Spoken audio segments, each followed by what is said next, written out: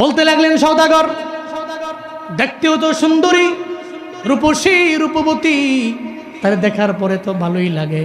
এটা বলার পরে সওদাগরের বউ কয়, আপনার ধারণাও নাই স্বামী আমার, আপনি যার দিকে তাকাইলেন চোখ উল্টাইয়া, আপনি যার দিকে তাকাইলেন সে আল্লাহরে ভয় করে, শুধু তাই না সে রবের জান্নাত কামনা করে।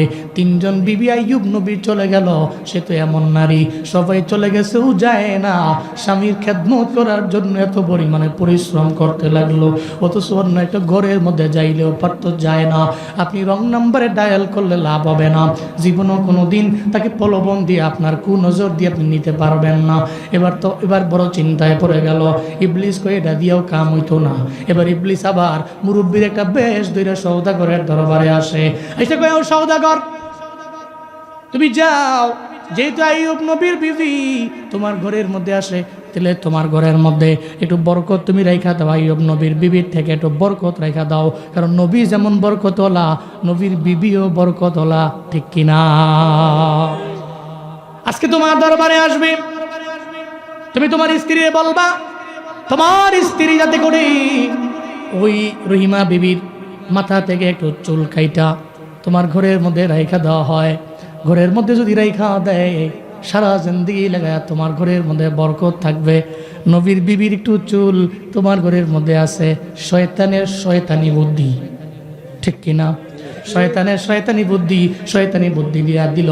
সওদাগর বাড়ির মধ্যে আসে, এসা কয়ে, বিবি রে, ওই যে রহিমা বিবি তোমার দরবারে আসে, তুমি তারে বলবা যে যদি তার চুলগুলো কাইটা আমাদের ঘরের মধ্যে রেখে দেয়, যদি ঘরের মধ্যে রেখা দেয় তাহলে ঘরের মধ্যে বরকত বেড়ে যাবে। এটা বলার পরে যখন সওদাগরের বিবির দরবারে রহিমা বিবি আসলো, রহিমা বিবিরে দেখার পরে কয়, রহিমা বিবি আমি আপনার দরবারে একটা আবদার জানাই, দেখেন তো রাখা যায় কিনা। বলেন না, আপনি তো কালেমা পরে আমার হাতেই তো মুসলমান হয়ে গেলেন। সওদাগরের বিবি কয়, ও বিবি রহিমা, আপনার মাথার চুল যদি আমি বলি আপনি কেটে আমার কাছে দিয়ে যাবেন, আমি ঘরের মধ্যে রাখবো, এই কারণে যে আমার ঘরের মধ্যে বরকত বেড়ে যাবে।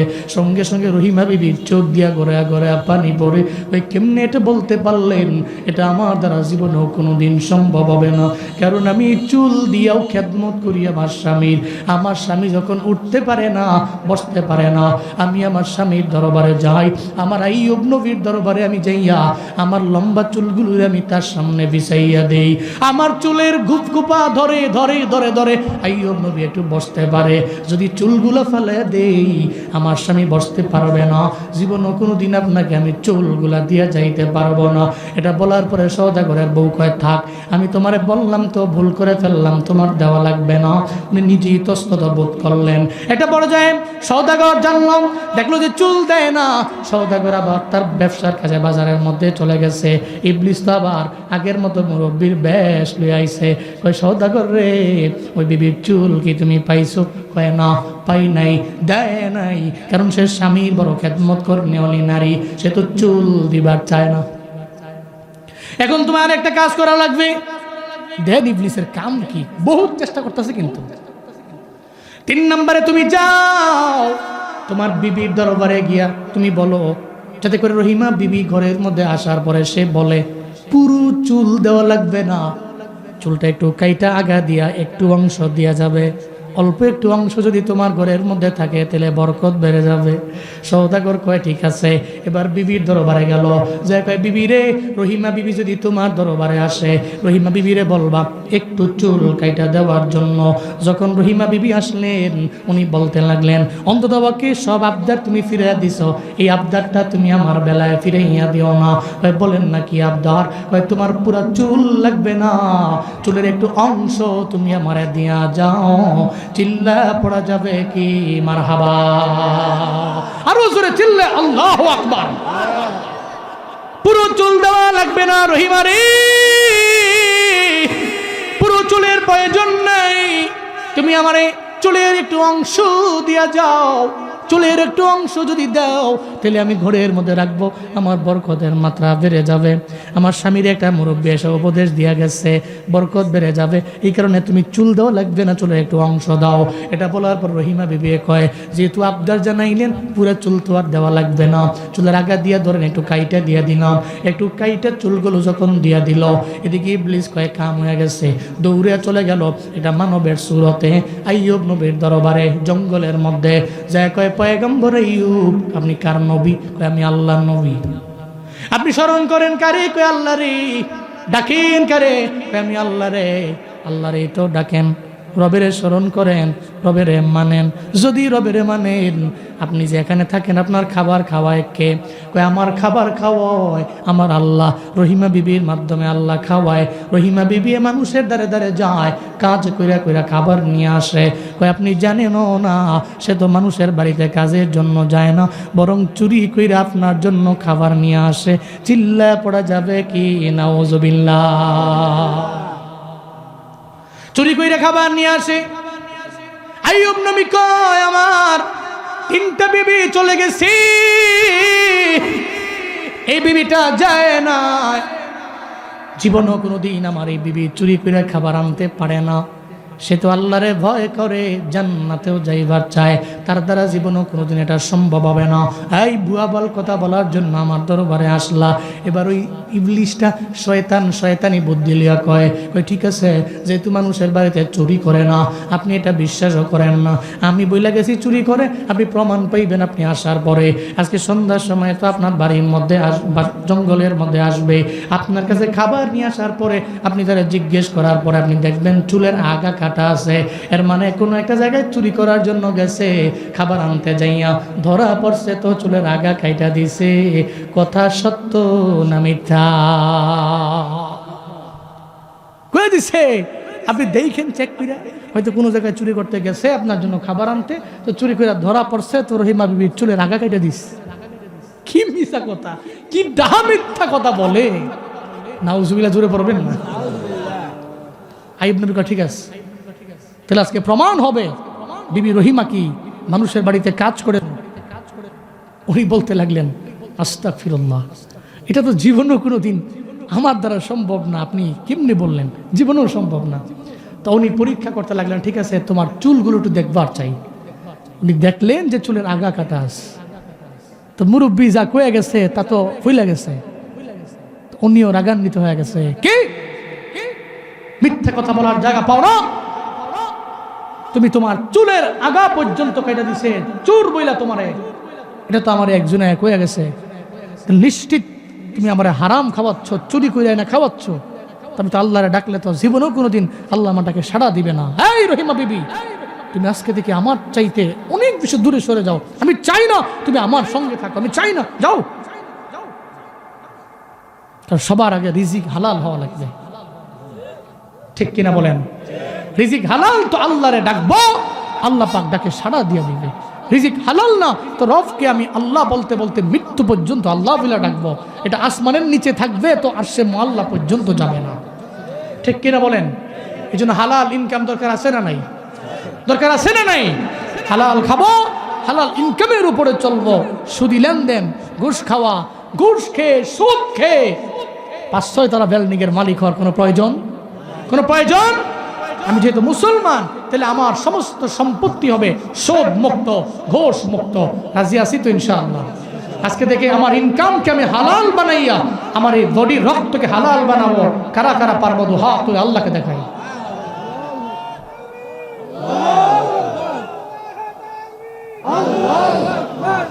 আল্লাহ পাক প্রত্যেকের হাতগুলোকে কবুল করেন। তুমি সুদের টাকায় আসাদে গড়ো, ঘুষ ছাড়ো না, দিন দুঃখী না খেয়ে মরে খবর রাখো না। তুমি ঘুষ খেয়ে বিচার করো সাজিয়া প্রধান, আছে না নাই? তুমি ঘুষ খেয়ে বিচার করো সাজিয়া প্রধান। তুমি কেমন মুসলমান, তুমি কেমন মুসলমান, কেমন মুসলমান, তুমি কেমন মুসলমান, ঠিক কিনা? আইয়ুব নবী বলতে লাগলেন, এই রহিমা বিবি, আজকে থেকে তোমার সাথে আমার আর সম্পর্ক নেই, তুমি যাও। তুমি আমারে চুরি করে খাবার খাইছ। এবার তো উনি কান্দে আল্লাহর কাছে, মাওলা রে তুমি তো জানো আমার কোনো সাক্ষী নাই, আমার কোনো শাহিদ নাই, আমি সাক্ষ্য প্রমাণ দিতে পারবো না, জীবনেও কোনোদিন আমার দ্বারা সম্ভব না। কিন্তু তুমি জানো আমি তো তাকে রাজি করার জন্য এটা করি না, আমি তোমাকে রাজি করার জন্য করি। যার কেউ সাক্ষী নাই তার একজন আছে, চিল্লা বলেন তার নাম। আল্লাহ পাক তো আছেন, আল্লাহর দরবারে বলতে লাগলেন, হে মালিক তুমি আমার সাক্ষী হয়ে যাইও। আল্লাহর দরবারে বলতে লাগলেন। একটা পর্যায়ে আইয়ুব নবী তো জঙ্গলের মধ্যে শোয়া। আল্লাহ কয় জিবরাইলে এবার আইয়ুবের দরবারে যাও, আমি আল্লাহ বহুত পরীক্ষার মধ্যে ওনারে ফালাইলাম, কিন্তু পরীক্ষার মধ্যে পইরাও উনি তো গোল্ডেন এ প্লাস পেয়ে গেল, উনি তো পরীক্ষার মধ্যে পইরা ফেল হয় নাই। আল্লাহ কয় জিবরাইল তুমি আইয়ুব নবীর দরবারে যাও। আইয়ুব নবীর দরবারে হচ্ছে জিবরাইল যখন চলে আসলেন, আসার পরে বলতে লাগলেন, প্রথমত সালাম দিলেন, আসসালামু আলাইকা ইয়া আইয়ুব, সালাম দিয়া দিলেন।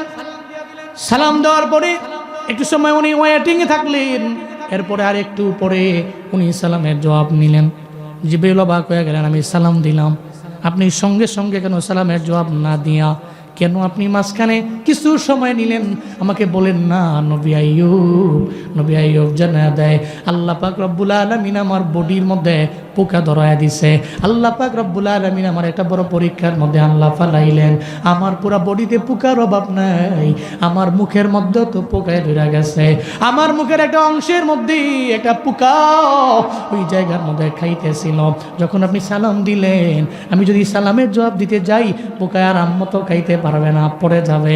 এই চিন্তা করে সঙ্গে সঙ্গে আমি সালামের জবাব দেই নাই, বরং আমি যখন পোকার খানা শেষ হয়ে গেল এরপরে আপনার সালামের জবাব দিলাম। চিল্লা পড়া যাবে কি আল্লাহু আকবার। জিবরাইল কয় নবী আইয়ুব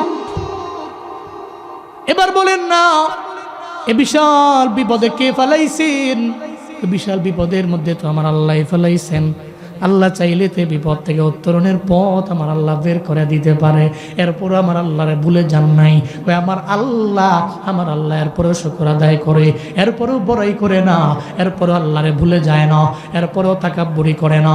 ওই সময় আইয়ুব নবী চিন্তা আমার আল্লাহ আমারে বিপদ থেকে বাঁচাইয়া দিতে পারে। আল্লাহ গো জিবরাইল আমার পয়গম্বর আইয়ুব তার পরীক্ষার মধ্যে গোল্ডেন এ প্লাস পেয়ে গেল। আমি আল্লাহ চাই না এত বড় কষ্টের মধ্যে আমি আল্লাহ ওনারে ফালায় রাখবো।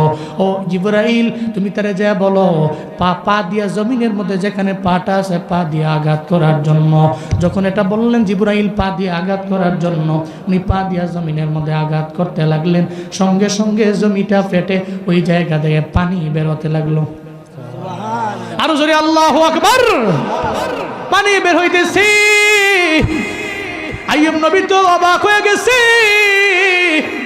আমি আমার পা দিয়ে আঘাত করলাম, জমিটা দুইটা ভাগ হয়ে গেছে, নিচ থেকে পানি চলে আসছে। জিবরাইল কয় দেখছেন নি নবী, আপনি পা দিয়া বাড়ি মারার কারণে জমিন থেকে পানি বের হয়ে গেছে, এটা তো আপনার দ্বারা সম্ভব না।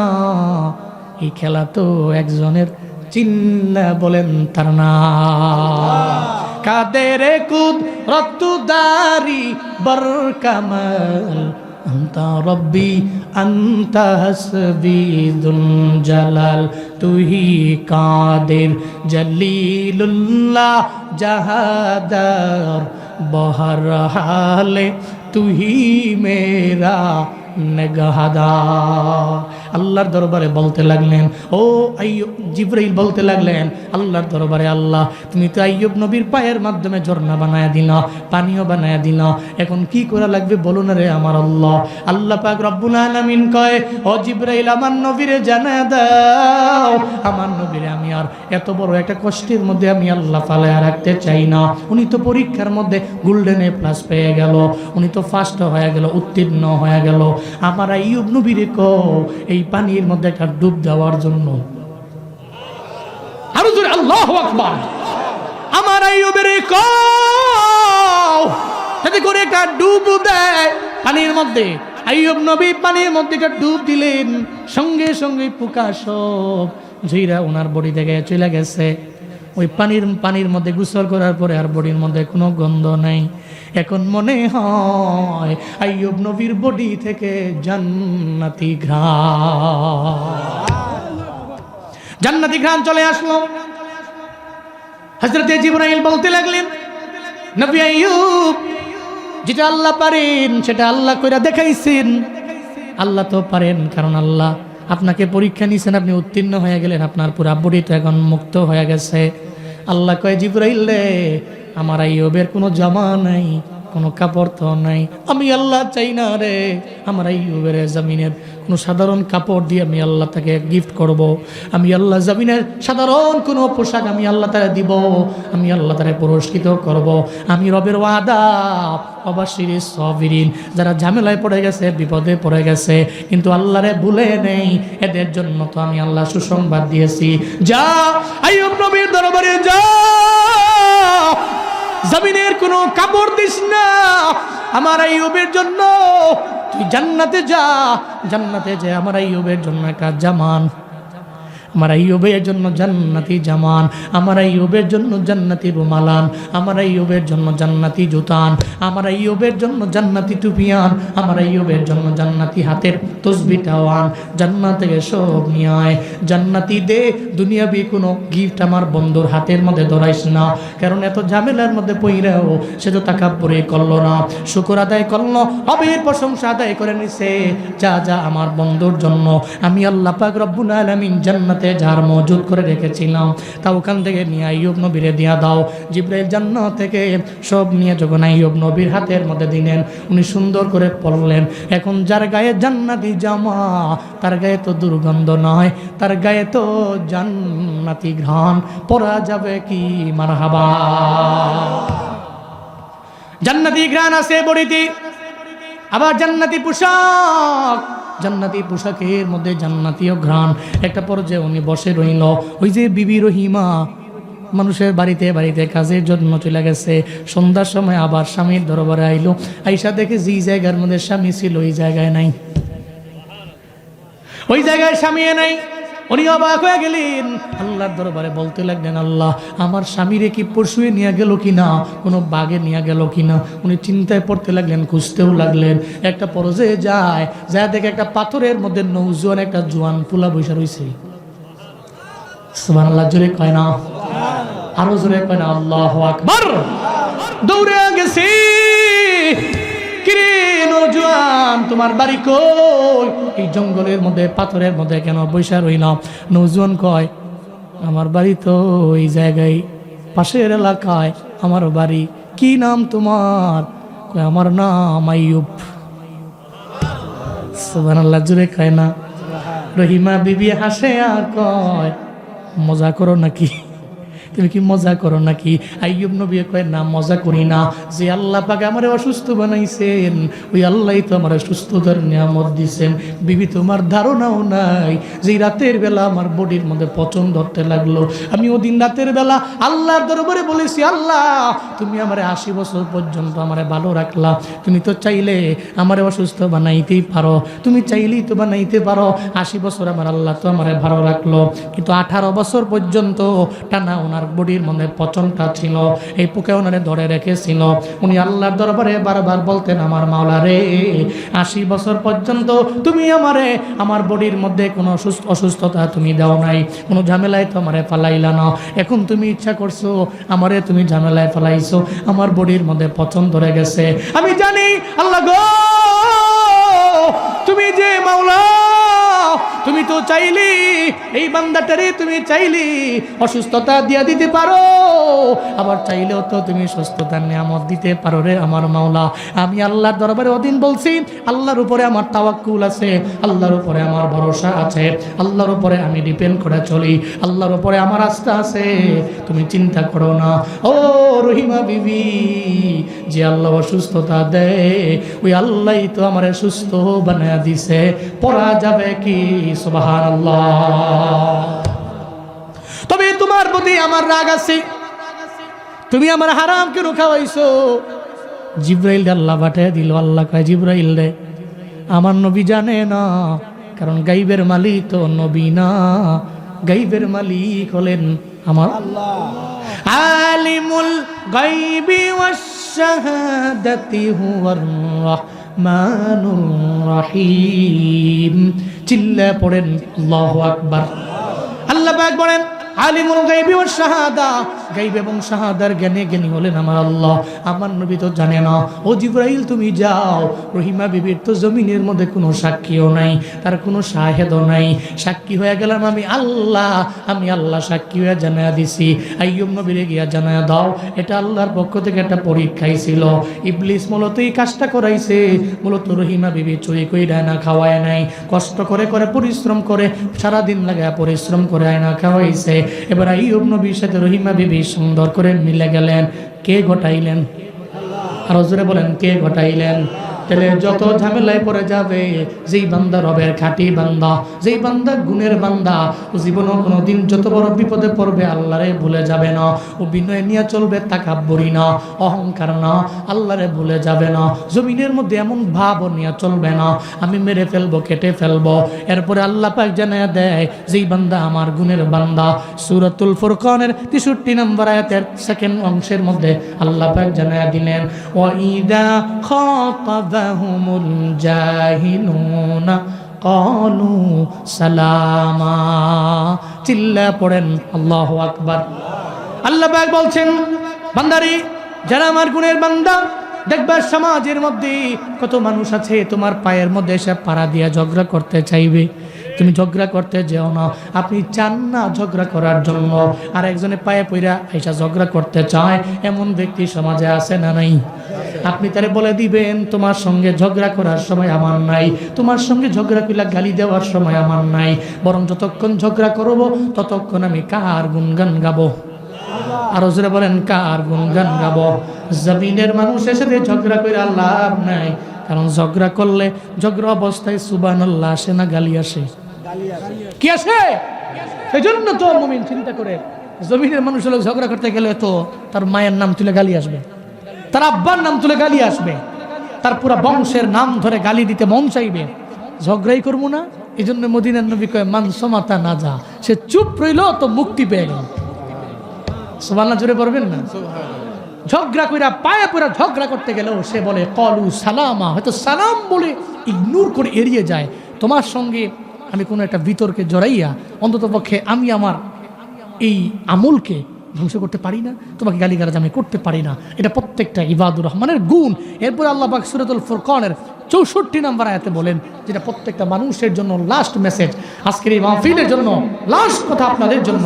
আল্লাহ পাক বলছেন, ওয়াল্লাযীনা ইয়াবিতুনা লিরাব্বিহিম সুজদাও ওয়া কিয়ামা। আল্লাহ পাক বলছেন, সাবধান, তুমি সিজদার নামাজের কিয়াম ছাড়া আল্লাহর কাছে তো হতে পারবে না। যত যাই করো, সিজদা আর নামাজের কিয়ামে দাঁড়াইয়া যারা আল্লাহরে ডাকে, এরা নামের বান্দা না, এরা গুণের বান্দা।